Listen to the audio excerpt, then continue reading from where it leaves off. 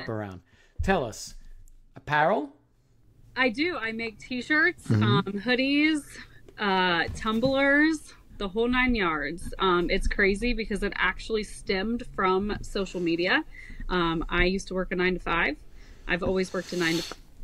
And then one day someone was like, you should really make a shirt with your logo or a logo on it. And I'm like, no one would buy it. Like, what are you talking about? And I had a logo custom made for me, and I made it on a shirt and sold that one logo on one shirt, and that was about it. And then it stemmed from there. It blew up.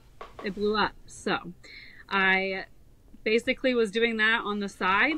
And then it got to a point that I worked my 9 to 5, and then I worked until midnight making shirts, went to bed, woke up, did the same thing again, and I got exhausted. And everyone was like, what do we need to do to make this be like your full-time thing? And I was just continue to share the word, get me out there, and they did just that. They believed in me. I mean, trust me, there's so many t-shirt businesses out there because everyone goes through a crafty era, right? And people have just continued to show up. And a year ago, this past weekend, I quit my full-time job and went full-time making shirts. Awesome. Congrats.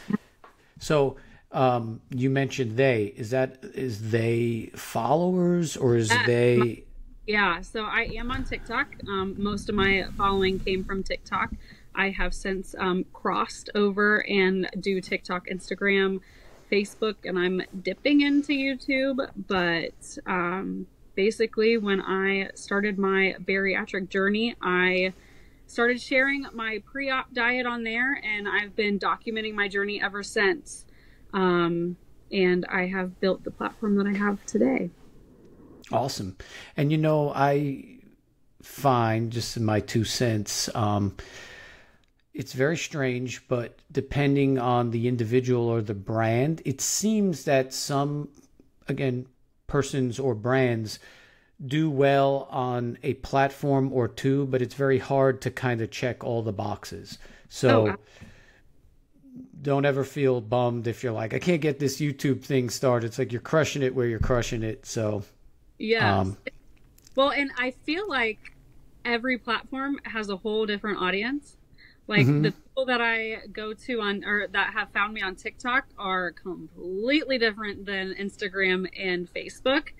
And it's most positive on TikTok, but now that I've crossed over to the other ones, there's a lot more negativity. So it's so hit or miss.